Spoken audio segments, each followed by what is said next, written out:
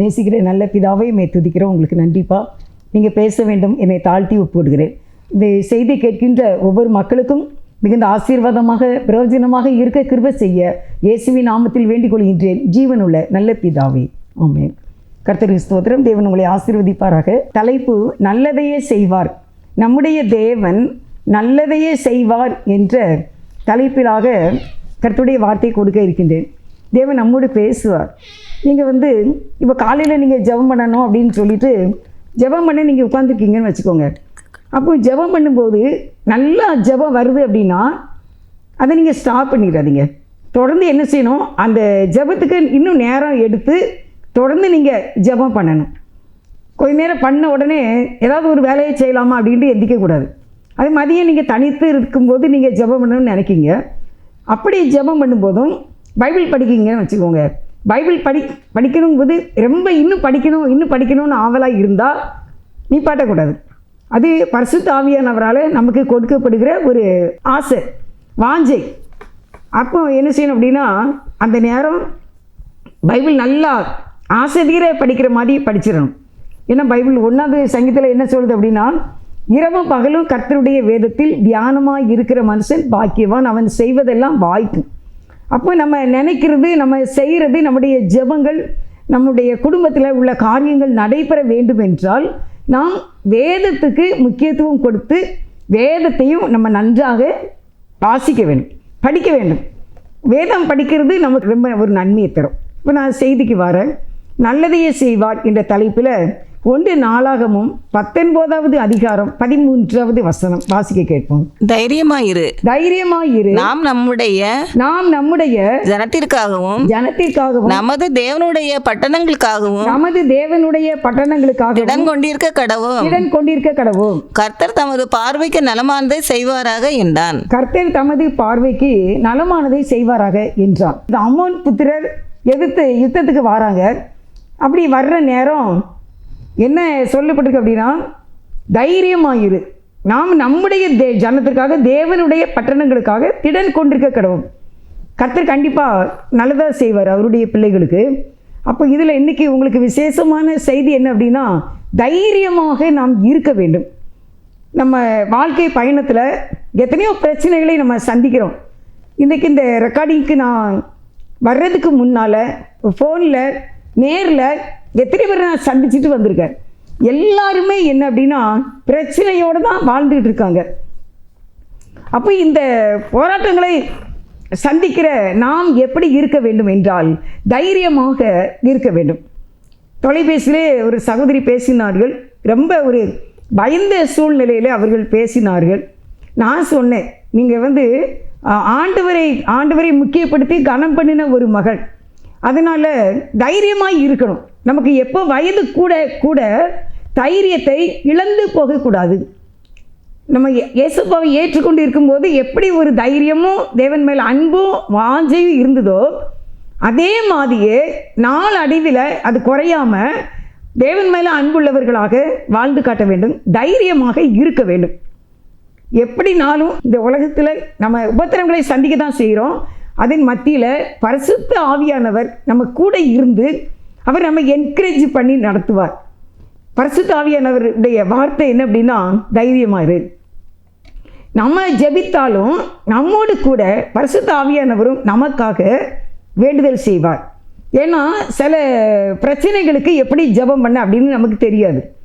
அதற்கு பரிசுத்த ஆவியானவர் மிகுந்த வாஞ்சையோடு நம்ம ஜெபிக்கும்படியாக பெருமூச்சோடு ஜெபம் செய்ய வைப்பார். அது ரொம்ப உங்களுக்கு நல்லாயிருக்கும். ஆவியானவர் நமக்குள்ள அது இருதயம் அப்படியே உடஞ்சி தனியாக ஓடும்ல, அது தைரியத்தை நமக்கு கொடுக்கும். நீங்கள் பரிசுத்த ஆவியானவரோடு ஜெபம் பண்ணி எந்திரிச்சு நின்று பாருங்கள். அதுக்கு பிறகு ரொம்ப தைரியமாக இருக்கும். நமக்கே ஒரு சந்தோஷம் வந்துடும், நமக்கே ஒரு விசுவாசம் வந்துடும்.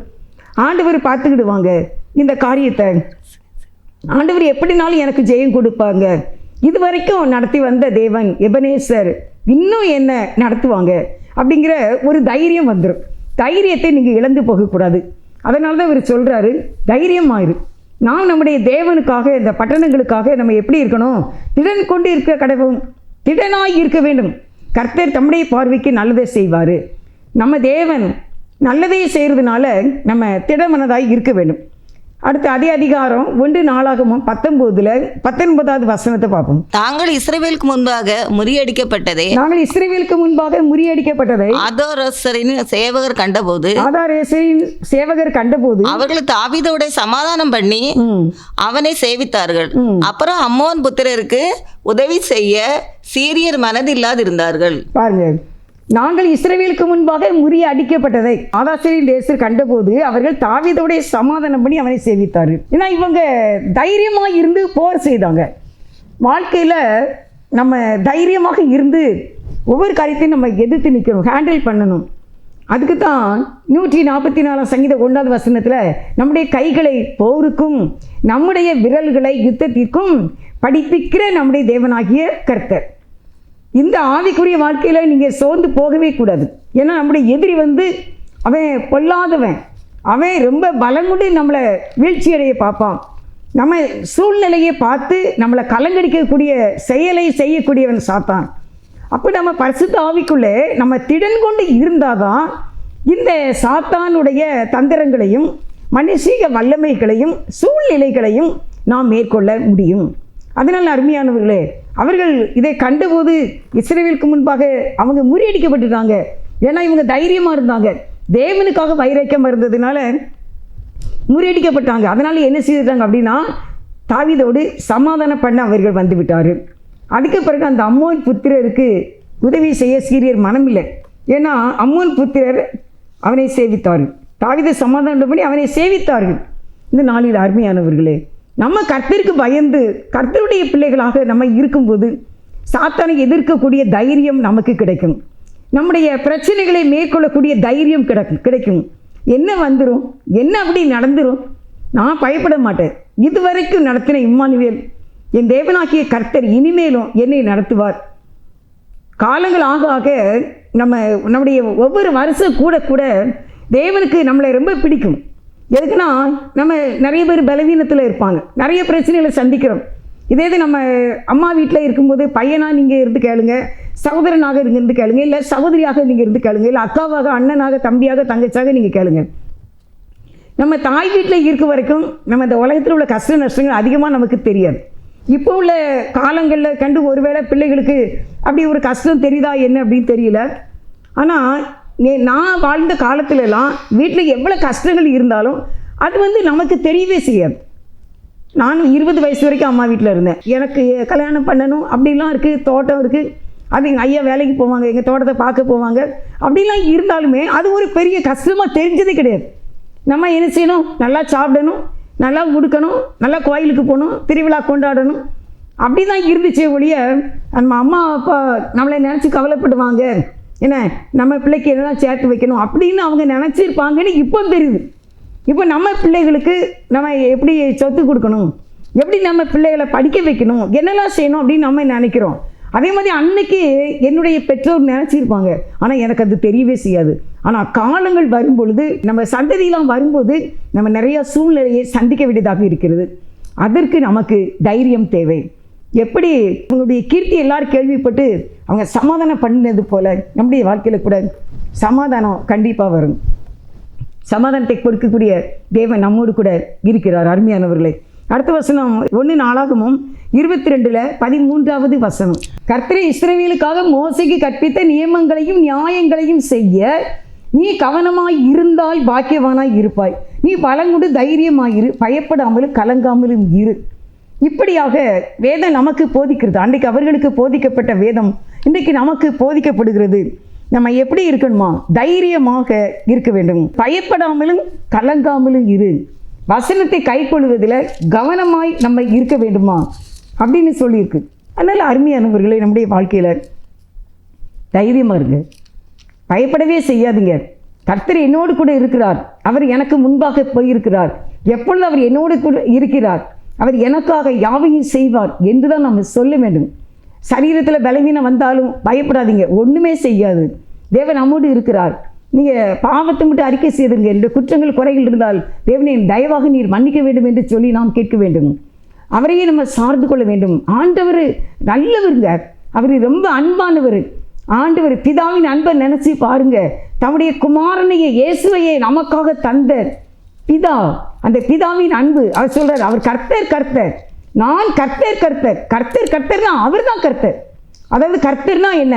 சகலத்தையும் படைத்தவர், சர்வாதிகாரி. அதான் அவர் சொல்றார், நான் கர்த்தர் கர்த்தர். பேதுரு படகுல இருக்கும்போது இயேசுவா நடந்து வராங்க கடல் மேலே.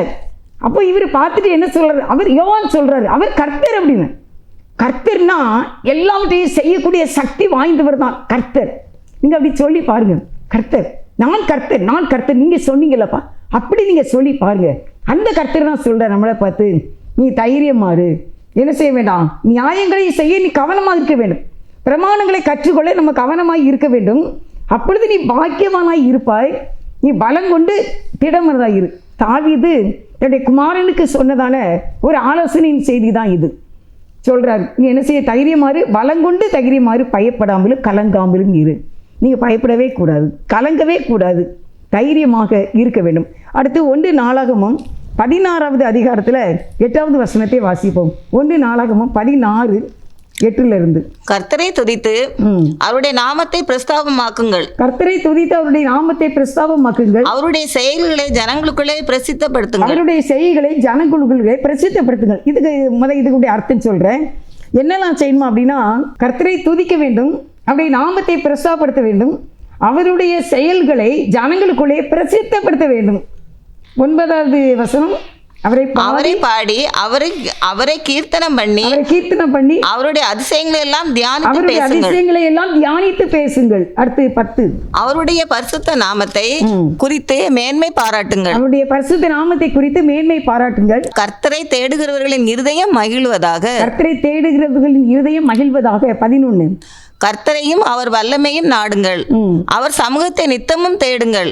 அவருடைய தாசனாகிய இஸ்ரவேலின் சந்ததியே, அவரால் தெரிந்து கொள்ளப்பட்டவர்களாகிய யாக்கோபின் புத்திரரே, அவர் செய்த அதிசயங்களையும் அவருடைய அற்புதங்களையும் அவர் வாக்கின் நியாய தீர்ப்புகளையும் நினைவு கூறுங்கள். அவரே நம்முடைய தேவனாகிய கர்த்தர், அவருடைய நியாய தீர்ப்புகள் பூமி எங்கும் விளங்கும். 1000 தலைமுறைக்கென்று அவர் கட்டளையிட்ட வாக்கையும் ஆபிரகாமோட அவர் பண்ணின உடன்படிக்கையும் அவர் ஈசாக்குக்கு இட்ட ஆணையையும் என்னென்றைக்கு நிலைத்திருங்கள். பாருங்க, இதுல எத்தனை விதமான ஒரு காரியம் வருதுன்னு பாருங்க. எவ்வளவு அழகாக அந்த தேவனுடைய பெட்டியை உள்ளே கொண்டு வரும்போது சொல்லக்கூடிய வார்த்தைகள்.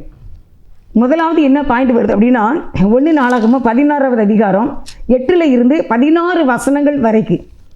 அதில் 8 வசனங்கள் கிட்ட நம்ம வாசித்திருக்கோம். என்ன செய்யணுமா? துதிக்க வேண்டும். நீங்கள் என்ன செய்யணும்? கர்த்தரை துதிக்க வேண்டும். எப்பவும் நம்ம வாயில் அவரை துதிக்கும் துதி இருந்து கொண்டே இருக்க வேண்டும். ஏன்னா துதியினால தான் நம்ம சாத்தானை ஜெயிக்க முடியும். துதித்து பாடினால் எதிரி என்ன செய்வான்? ஓடியே பெயர்வான். துதியுங்கள். அடுத்து பார்த்தீங்கன்னா, பிரஸ்தாபமாக்குங்கள். கர்த்தருடைய நாமத்தை என்ன செய்யணுமா? பிரஸ்தாபப்படுத்த வேண்டும். கர்த்தர் பெரியவர், அவர் நல்லவர், அவர்தான் இந்த உலகத்தை படைத்தார், நம்மை ஆளுகை செய்து கொண்டு இருக்கின்றார் அப்படின்னு சொல்லி அவருடைய நாமத்தை நாம் பிரஸ்தாபப்படுத்த வேண்டும், பிரசித்தப்படுத்த வேண்டும், எல்லாருக்கும் சொல்ல வேண்டும். அடுத்து கீர்த்தனம் பண்ணுங்கள், பாட்டுகளை பாடுங்கள். நம்ம தேவனை நோக்கி நீங்கள் பாட்டு புஸ்தகத்தை கையில் எடுத்து நீங்கள் உட்கார்ந்து பாடி பாருங்கள், அது ரொம்ப நல்லாயிருக்கும். ஆலயத்திலையும் நம்ம பாட்டு படிக்கும்போது சேர்ந்து நம்ம நல்லா படிக்கும்போது அந்த ஒவ்வொரு வார்த்தைகளும் நமக்குள்ள நல்லா ஒரு சந்தோஷத்தை கொடுக்கும். இல்லைன்னா நம்ம கண்ணீரோடு கர்த்தருக்கு நன்றி சொல்லக்கூடிய பாடல்களாகத்தான் இருக்கும். நம்ம சேர்ந்து பாடணும், நம்மளை மறந்து பாடக்கூடியவங்களாக நம்ம இருப்போம். அப்போ நம்ம வீட்டில் கூட நீங்கள் தனித்து ஜெபம் பண்ணும்போது நீங்கள் பாடல்களை பாடுங்கள். அந்த நாள் உங்களுக்கு ஆசீர்வாதமான நாளாக இருக்கும். இன்றைக்கி கூட இந்த செய்தி நீங்கள் காலையில் 7 மணிக்கு டிவியில் கேட்பீங்க, யூடியூப்பில் அதுக்கப்புறம் நீங்கள் கேட்பீங்க. நீங்கள் கேட்டு வச்சுட்டு உடனே பாட்டு புத்தகத்தை எடுத்து பாடல்களை பாடுங்கள். உங்கள் வழியை கர்த்தர் வாய்க்க பண்ணுவார். ஏனென்றால் இது ஒரு கண்டிஷன். கீர்த்தனம் பண்ணுங்கள். அடுத்து சொல்லியிருக்கு தியானித்து பேசுங்கள். இது எல்லாமே ஒரே அதிகாரத்தில் 8 வசனங்கள். பேசுங்கள், பிரஸ்தாபப்படுத்துங்கள், கீர்த்தனம் பண்ணுங்கள், தியானித்து பேசுங்கள், தேடுங்கள், நினைவு கூறுங்கள், நிலைத்திருங்கள் அப்படின்னு மாறி மாறி இந்த வார்த்தைகளை கர்த்தர் நமக்கு கொடுக்கிறார். இது ஏதோ சாதாரணமாக இன்னைக்கு உங்களுக்கு வந்த ஒரு வார்த்தை அல்ல. அருமையானவர்களே, கர்த்தர் உங்களோடு பேசி கொண்டு இருக்கின்றார். நீங்கள் பிரஸ்தாபப்படுத்த வேண்டும். அவருடைய நாமத்தை நீங்கள் கீர்த்தனம் பண்ண வேண்டும்.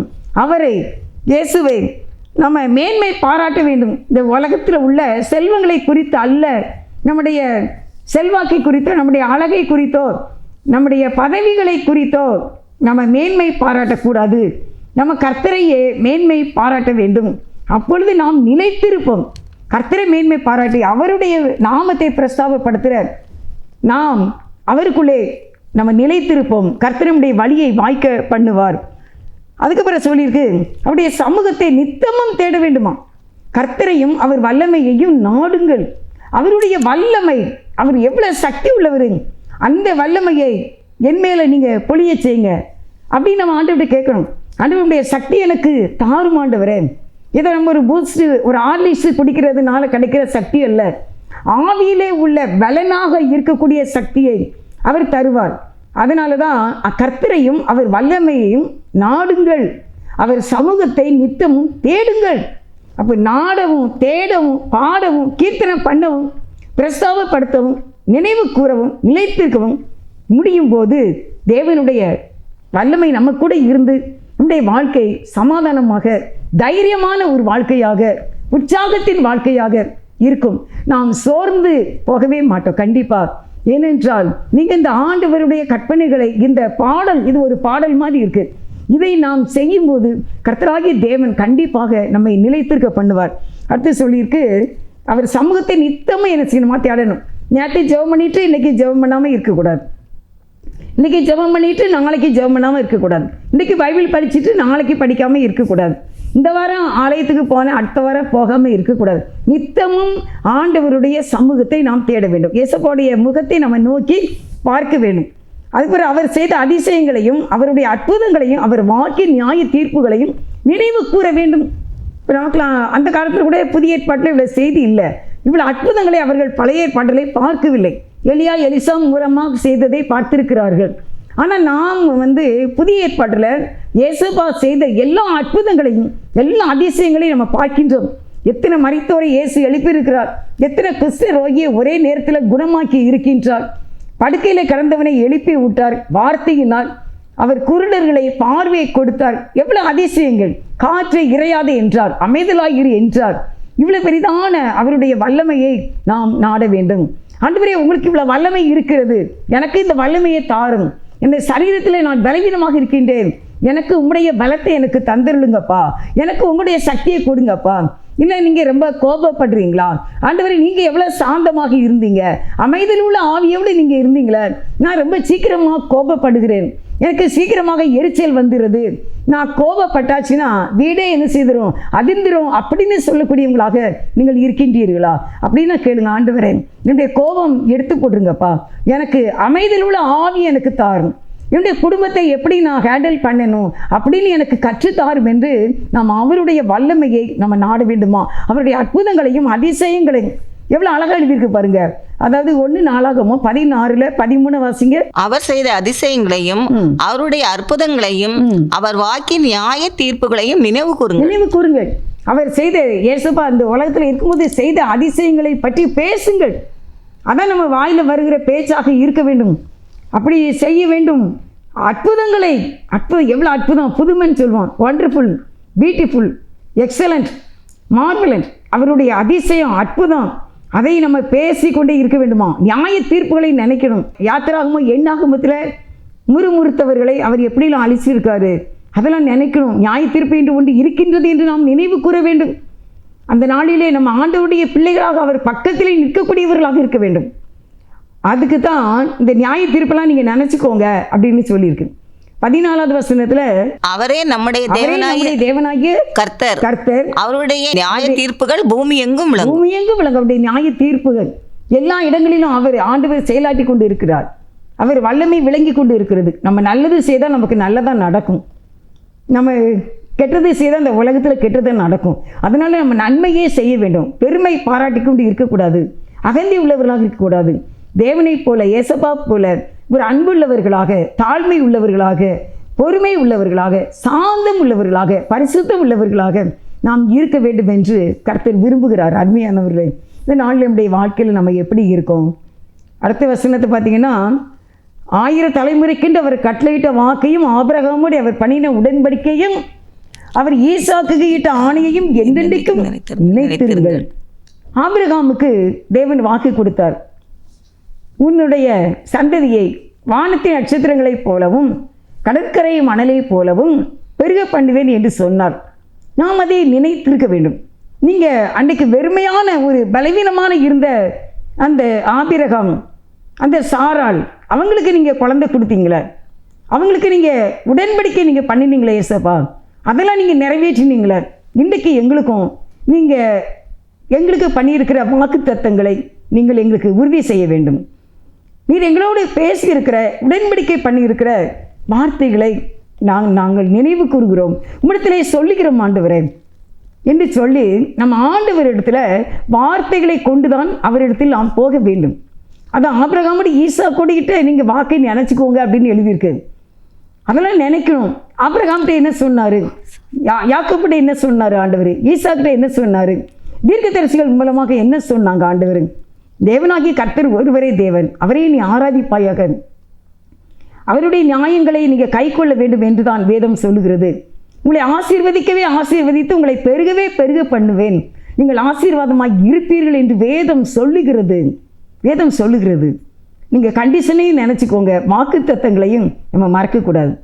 நான் உன்னை விட்டு விலகுவதும் இல்லை, கைவிடுவதும் இல்லை. எவ்வளோ பெரிய ஒரு வாக்கு தத்தம், எவ்வளோ பெரிய ஒரு வசனம் அருமையானவர்களே. அதெல்லாம் நம்ம நினச்சி நீங்கள் பாருங்கள். ஆண்டவருடைய அற்புதங்களையும் வல்லமையையும் நாம் நினைக்க வேண்டும், உடன்படிக்கை நினைக்க வேண்டும். ஏசாயாவில் பார்த்தீங்கன்னா ஏசாயா தீர்க்கதரிசன புத்தகத்தை சொல்லுவாங்க. நான் ஆண்டவரை ஏற்றுக்கொண்டு வந்து அந்த ரட்சிக்கப்பட்ட ஆரம்ப காலத்தில் வாக்கு தத்தம் வேணும் அப்படின்னா ஏசாயா தீர்க்கதரிசன புத்தகத்தை மீண்டும் மீண்டும் வாசியுங்கள் அப்படின்னு ஒரு அக்கா சொல்லி கொடுத்தாங்க. உனக்கு வாக்கு தத்தம் வேணுமா, நீ ஏசாயா புத்தகத்தை எடுத்து வாசித்து பாரு, அதிலே உனக்கு ஏற்ற அந்த சமயத்துக்கு ஏற்ற சூழ்நிலைக்கு ஏற்றாப்புல நல்ல வார்த்தைகள் உங்களுக்கு கிடைக்கும் என்று ஒரு அக்கா சொன்னாங்க. அதே மாதிரி நீங்கள் ஏசாயா புத்தகத்தை நீங்கள் எடுத்து பார்த்தீங்கன்னா அதில் எல்லாமே வாக்கு தத்தங்களாக தான் இருக்கும். பயப்படாதீங்க, அதிகமாக அதில் ஒரு ஃபியர் நாட், நான் உனக்கு உதவி செய்வேன், உன்னை கைவிட மாட்டேன் என்று அதிகமான வசனங்களை நம்ம அதிலே பார்க்கலாம். அப்போ இதில் ஆண்டவர் தான் சொல்கிறாரு, ஆபிரகாம் ஈசாக்கு என்பவர்களுக்கு நான் பண்ண அந்த உடன்படிக்கையை நீங்கள் என்ன செய்யணும், நினைவு கூற வேண்டும். 1000 தலைமுறைக்கு அவர் கட்டளையிட்ட வாக்கு, ஒரு தலைமுறை இல்லை, 3ஆம் 4ஆம் தலைமுறை விசாரணை, அது கூட எனக்கு வேண்டாம் ஆண்டவரே என்று சொல்ல வேண்டும்.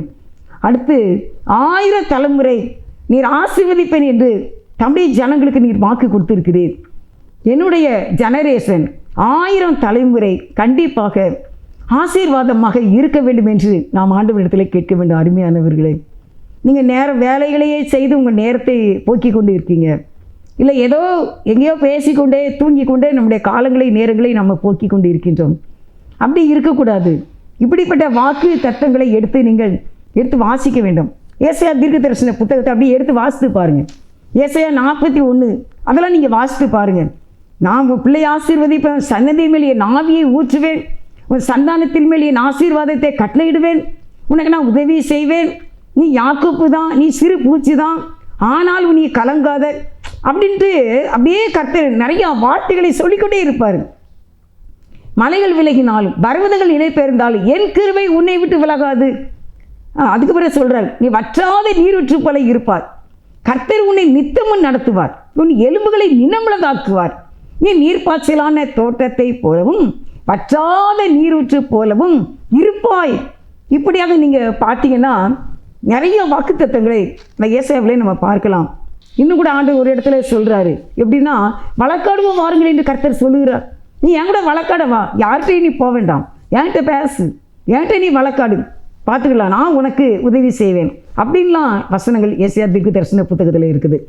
மலை கூட விலகலாம், ஏன்னா மலைகள் பர்வதங்கள் ஒன்றும் இல்லாமல் போகலாம், ஆனால் நான் உன் கூட இருந்து உன்னை ஆசீர்வதிப்பேன் என்று வேதம் சொல்லுகிறது. அருமையானவர்களே, இந்த நாளில் நான் சொன்ன இந்த காரியங்களை நீங்கள் 10 காரியங்களை நான் உங்களுக்கு மீண்டும் ஒரு முறை சொல்லுகின்றேன்.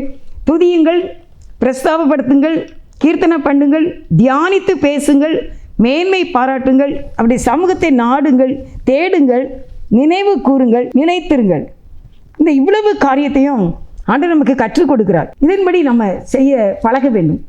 அடுத்து நான் உங்களுக்கு ஒரு வசனம், எபேசியர் 3வது அதிகாரம் 12வது வசனம். அவரை பற்றி விசுவாசத்தால் அவருக்குள் நமக்கு தைரியமும் திட நம்பிக்கையோடு தேவனிடத்தில் சேரும் ஸ்லாக்கியமும் உண்டாகியிருக்கிறது. அப்போ தேவனை பற்றுகிற ஒரு விசுவாசத்தினாலே நமக்கு என்ன கிடைக்கும் அப்படின்னா இதுலேயும் தைரியம்தான். இன்றைக்கு உங்களுக்குள்ள செய்தி என்ன அப்படின்னா எல்லாமே தைரியமாய் நாம் இருக்க வேண்டும், விசுவாசமாய் இருக்க வேண்டும், உறுதியாக இருக்க வேண்டும். தேவன் தமக்கு என்னது நல்லதோ அதை நமக்கு செய்வார். நம்ம தேவன் பொல்லாதவர் கிடையாது, அவர் நல்லவர். கர்த்தர் நல்லவர், அவரை துதியுங்கள், அவர் கிருபை என்றும் உள்ளது என்று எழுதப்பட்டிருக்கிறது. அவர் இரக்கமும் மன உருக்கமும் நீடிய சாந்தமும் மிகுந்த கிருபையுள்ளவர் என்று யோனா சொல்லிக் கொண்டு இருக்கின்றார். கர்த்தர் சொல்லுகிறார், நான் மிகுந்த சாந்தம் உள்ளவர், இளைப்பாறுதலை கொடுப்பேன் என்று வேதம் சொல்லுகிறது. அருமையானவர்களே, இந்த இடத்துல எபேசியர் 3:12 அவரை பற்றி விசுவாசத்தால் அவருக்குள் நமக்கு தைரியமும் திட நம்பிக்கையோட தேவனிடத்தில் சேரக்கூடிய ஸ்லாக்கியமும் கிடைக்கிறது. அப்போ நீங்கள் தைரியம் வரும்போது தான் தேவனுடைய சமூகத்தை தேட முடியும். உங்களுக்கு தைரியம் வரணும். ஏசப்பாடு நான் ஜெபிப்பேன், நான் அவரை பாடுவேன், நான் ஜெபம் பண்ணால் என் தேவன் கேட்பாரு. எலியா ஜெபம் மட்டும் இல்லை, எலிசாவுடைய பிரேயர் மட்டும் இல்லை, என்னுடைய ஜெபமும் கேட்கப்படும். யாக்கோபுடைய போராட்டத்தின் ஜெபம் மட்டும் இல்லை, என் ஜெபமும் கேட்கப்படும். அந்நாளின் ஜெபத்தை கேட்ட ஆண்டவர் என் ஜெபத்தை கேட்பார். ஆகாரின் கண்ணீரை கண்ட தேவன் என் கண்ணீரை காணக்கூடியவராக இருக்கின்றார். என் தேவன் எனக்கு கண்டிப்பாக உதவி செய்வார் என்று நாம் அதை நிலைத்திருக்க வேண்டும் என்று இன்றைக்கு உங்களுக்கு கர்த்தருடைய வார்த்தை கடந்து வருகின்றது. அருமையானவர்களே, தைரியமாக இருங்க, தைரியமாகவே இருங்க. கண்டிப்பாக கர்த்தர் நம்முடைய வாழ்க்கையில் நமக்கு பெரிய காரியங்களை செய்யக்கூடிய வல்லமையான ஒரு தேவனாக இருக்கின்றார். நம்ம அவரை ஸ்தோத்திரிப்போம், அவரை மகிமைப்படுத்துவோம். கடல் மேல் நடந்து வந்தவர், இந்த பூமியின் உண்டையின் மேல் வீற்றிருக்கிறவர், சமுத்திரத்திலே உட்கார்ந்து இருக்கிறவர், அவ்வளவு பெரிய சக்தி உள்ள தேவன். வல்லமை இருக்கிறது, அன்பு இருக்கிறது, ஆண்டவர் இடத்துல வல்லமையே இருக்கிறது. நம்முடைய கவலை கண்ணீரையெல்லாம் காண்கிற தேவனாக இருக்கிறார் அவர். அப்படியே சமூகத்தில் நம்மை தாழ்த்தி அர்ப்பணிப்போம். இந்த நேரத்தில் ஒரு சின்ன ஜெபத்தை ஏறெடுப்போம். அப்படியே சமூகத்தை நாடவும் தேடக்கூடிய பிள்ளைகளாக இருந்து இந்த உலக வாழ்க்கையில் வெற்றியை பெற வேண்டும். ஜெபம். எங்களை அதிகமாக நேசிக்கிற எங்கள் நல்ல தகப்பனே, மை துதிக்கிற, மை ஸ்தோத்திரிக்கிறப்பா. நடுக்கடலாயிருந்தாலும் 4ஆம் ஜாம வேளையானாலும், நடுக்கடலாயிருந்தாலும் 4ஆம் ஜாம வேளையானாலும், அழைத்ததும் ஓடி வருவார், அற்புதம் வாழ்க்கையில் செய்வார். அழைத்ததும் ஓடி வருவார், அற்புதம் வாழ்க்கையில் செய்வார். மகிமையின் ராஜா இயேசு, மகிழ்வாய் அவருடன் பேசு. மகிமையின் ராஜா இயேசு, மகிழ்வாய் அவருடன் பேசு. ஆமென். நம்ம மகிழ்வாய் அவரோடு பேச வேண்டும். ஏசப்பா, உங்களுக்கு நாங்கள் நன்றி செலுத்துகிறோம். இந்த நல்ல வேலைக்காக மே துதிக்கிறோம், மே ஸ்தோத்திரிக்கிறப்பா. நாளில் எங்களோடு கூட நீர் பேசின வார்த்தைகளுக்காக உங்களுக்கு நன்றி. நாங்கள் இந்த பூமியில் உள்ள காரியங்களை நிமித்தம் பயந்து போகாதபடிக்கு மிகுந்த ஒரு தைரியம் உள்ளவர்களாக நாங்கள் இருக்க வேண்டும். ஆண்டவரே, செய்தி கேட்கின்ற நம்முடைய பிள்ளைகள் வேதத்தில் வாஞ்சி உள்ளவர்களாக, ஜெபிக்கிறவர்களாக, ஊழியம் செய்கிறவர்களாக, அன்புள்ளவர்களாக, நற்சாட்சி உள்ளவர்களாக, விசுவாசம் உள்ளவர்களாக இருக்க எங்களுக்கு கிருபைத்தாரும். வியாதிகள், போராட்டங்கள், கஷ்டங்கள், கண்ணீரிலிருந்து நம்முடைய பிள்ளைகளுக்கு விடுதலையை கொடுங்கப்பா. கடன் பாரத்தில் இருக்கிற பிள்ளைகளுக்கு விடுதலையை கொடுங்கப்பா. படிக்கிற பிள்ளைகள் நன்றாக படிக்க வெற்றி பெற உதவி செய்யுங்க ஏசப்பா. வேலை கிடைக்க கிருபை செய்யுங்க ஏசப்பா. ஆண்டவரே, நோயில்லாத ஒரு வாழ்க்கை, சுகம பலனும் நல்ல ஆழ்ந்த தூக்கத்தையும் தீர்க்க ஆட்சியும் நீங்கள் கொடுங்க ஏசப்பா. ஆசீர்வதிக்கும்படி கெஞ்சி மன்றாடி இந்த ஜெபத்தை உடைய கரத்திலே ஒப்பு கொடுக்கின்றேன். நீங்கள் பொறுப்படுத்திக் கொள்ளுங்க, எங்களை ஆசீர்வதிங்க. இந்த கிராஸ் டிவி ஊழியத்தையும் கர்த்தராமே ஆசீர்வதிக்க வேண்டும். இயேசுவின் நாமத்தில் தாழ்மையோடு ஜெபிக்கின்றேன் ஜீவனுள்ள நல்ல பிதாவே. ஆமென். ஆமென். God bless you.